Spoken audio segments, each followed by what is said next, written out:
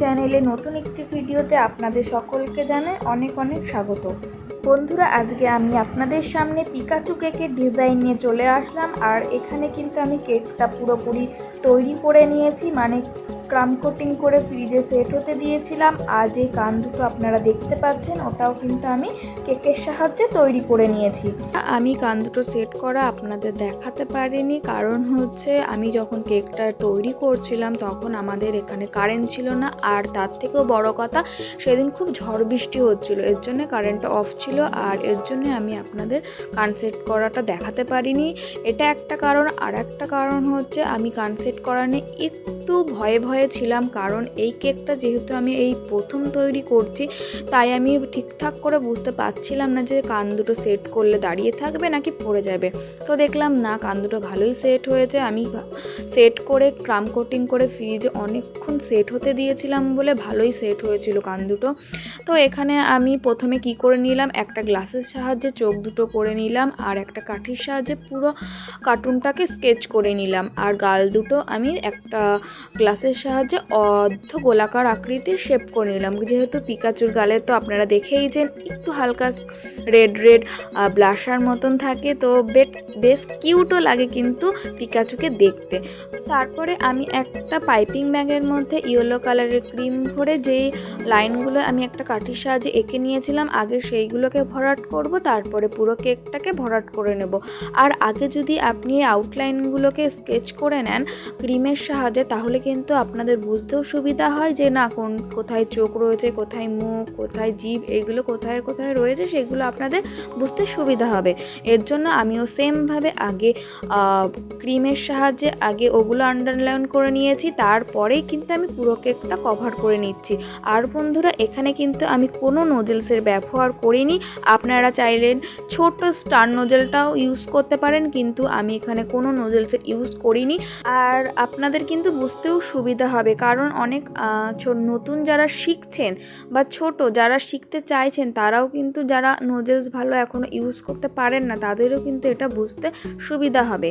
আর এরকম ডিজাইন করতেও কিন্তু আপনাদের সুবিধা হবে নোজেলস ছাড়াই। তো একটা পাইপিং ব্যাগের মধ্যে আমি শুধু ক্রিমটাকে ভরে নিয়ে একটুখানি মুখটা শুধু কেটে নিয়েছি। আর আপনাদের এই যে ডট ডট ডিজাইনটা দিচ্ছি, এটা কত বড় লাগবে সেই অনুযায়ী কিন্তু আপনারা মুখটা ছোট্ট করে কেটে নেবেন। তো যদি বেশি ছোট কাটেন তাহলে ডট ডটটা ছোট ছোট পড়বে, যদি বড় করে কাটেন তাহলে বড় বড় করে পড়বে। তো আমি আমার সুবিধার্থে সেরকমভাবে ছোট্ট করে কেটে নিয়েছি, না বেশি বড় না বেশি ছোট। আবার এর থেকে বেশি বড় দিলেও কিন্তু দেখতে ভালো লাগবে না, আর ছোট দিলেও কিন্তু দেখতে ভালো লাগবে না। আর বেশি ছোট করে দিলে কিন্তু আপনাদের সময়টা একটু বেশিই লেগে যাবে। বন্ধুরা, আমার হাতে সময় বেশি ছিল না বলে আমি হালকা একটু বড় করে কেটেছি, মানে মাঝারি সাইজে, না ছোট না বড়। তো কারণ হচ্ছে আমাকে কেকটা ডেলিভারি দিতে হতো সকাল 10টার মধ্যে। তো আমি সকাল সকাল যদি কোনো কেক ডেলিভারি থাকে, আমি গতকাল রাত্রে কেকটাকে আগের থেকে রেডি করে রেখে দিই। আর এই দিন আমি রেডি করে রাখতে পারিনি, কারণ আমি আপনাদের আগেই বলে দিয়েছি রাত্রেবেলা খুব ঝড় বৃষ্টি হচ্ছিল আর কারেন্টও ছিল না, এর জন্য আমি রেডি করতে পারিনি। তো খুব ভোরবেলায় উঠে আমাকে কেকটা পুরোটা রেডি করতে হয়েছে, আর খুব ব্যস্ততার মধ্যে। আর যতই আমার ব্যস্ততা থাকুক না কেন, কেকটা কিন্তু আমি খুব সযত্নে আস্তে আস্তে ডিজাইনটা তৈরি করে নিয়েছি।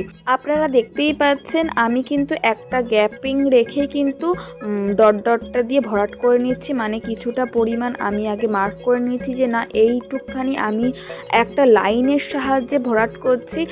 আমি কিন্তু এখানে একটা ওখানে একটা এরকমভাবে ক্রিম অ্যাপ্লাই করছি না। ওরকমভাবে যদি করা হয় তাহলে কিন্তু দেখতে ভালো লাগবে না, কারণ যদি একটা লাইনের সাহায্যে আপনি ক্রিমটা অ্যাপ্লাই করেন তাহলে দেখেই বোঝা যাবে যে না এই একটা সরল রেখার মধ্যে রয়েছে। তো আপনারা কিন্তু চাইলে যেখানে সেখানে ডট ডট দিতে পারেন, কিন্তু সেটা আপনারা করবেন না একদমই। সেটা কিন্তু দেখতে, মানে কেকের ফিনিশিংটা কিন্তু দেখতে একদমই ভালো আসবে না। তো একটা সরল রেখার মধ্যে রেখে করার চেষ্টা করবেন। এরপরে আমি চলে আসলাম চোখের দিকটা আর নাকের দিকটা, মানে যেখানে যেখানে ব্ল্যাক কালার রয়েছে সেখানে ব্ল্যাক কালার দিয়ে আমি প্রথমে আন্ডারলাইন করে নিচ্ছি। তো প্রথমে চোখটাকে আগে করে নিলাম, তারপরে নাকটা, তারপরে মুখে একটা স্মাইলি ভাব রয়েছে সেটাকে করে নিলাম। আর বন্ধুরা আপনারা অবশ্যই পিকাচুর ছবি দেখেইছেন আগে, তো আমি চোখটাকে পুরোটা ব্ল্যাক কালার দিয়ে আন্ডারলাইন করে নিচ্ছি। আর এর মধ্যেই আমি কিন্তু একটু ফাঁকা রাখছি শুধু হোয়াইট কালার দিয়ে একটু ভরাট করার জন্য, যাতে দেখে মনে হয় যে না পিকাচুটা আপনার দিকে তাকিয়ে রয়েছে। তো সেখানটা আমি একটু একটা কাঠির সাহায্যে আগে আউটলাইন করে নিলাম, তারপরে কিন্তু আমি একটু ফাঁকা রেখেছিলাম ওখানটা হোয়াইট কালার দিয়ে ক্রিম দিয়ে ভরাট করার জন্য। তো প্রথমে আমি চোখটাকেই পুরোটা কভার করে নিলাম। আর বন্ধুরা আমার যেখানে যেখানে একটু ডিফিকাল্ট লাগে ওগুলো কিন্তু আমি আগেই করে নিই, না হলে বন্ধুরা বলুন তো আমার কি মনে হয়, আমার মনে হয় কি যদি আমি এই ডিফিকাল্ট জায়গাগুলো পরে করি তাহলে কি ঠিকঠাক করে করতে পারবো কি করতে পারবো না, এই দিকটা না আমার খুব ভয় লাগে। এর জন্য আমার যেটা একটু কঠিন মনে হয় সেই দিকটা কিন্তু আমি আগেই কমপ্লিট করে নিই, যেমন চোখের দিকটা, তারপরে হচ্ছে কানের দিকটা। কানটা যেহেতু একটু ডিফিকাল্ট জায়গা, মানে যখন তখন পড়ে যাওয়ার সম্ভাবনা থাকতে পারেন, কারণ আমি এই ডিজাইনটা যেহেতু বললামই আজকে নতুন করছি, তো আমি বুঝতে পারছিলাম না যে কানটা ঠিকঠাক করে থাকবে কি না। কিন্তু কানটা বেশ কিন্তু শক্তই হয়েছিল, আমি যখন ক্রিমের ডিজাইনগুলো দিচ্ছিলাম তখন কিন্তু কানটা নড়ছিলও না, তো বেশ শক্তপোক্ত হয়ে কিন্তু কানটা রেডি হয়েছিল। এরপরে আমি মুখের দিকটা, জিভের দিকটা করে নিলাম। তার সবার লাস্টে আমি কি করলাম, আপনাদের আগেই বলেছিলাম চোখটা কমপ্লিট করব একটা হোয়াইট কালার দিয়ে। তো আপনাদের দেখে তো মনেই হচ্ছে না পিকাচুটা আপনার দিকে তাকিয়ে রয়েছে। তো বন্ধুরা এটা আমার নতুন চ্যানেল, অবশ্যই আপনারা সাবস্ক্রাইব করে রাখবেন। আজকের জন্য এইটুকুই, টাটা।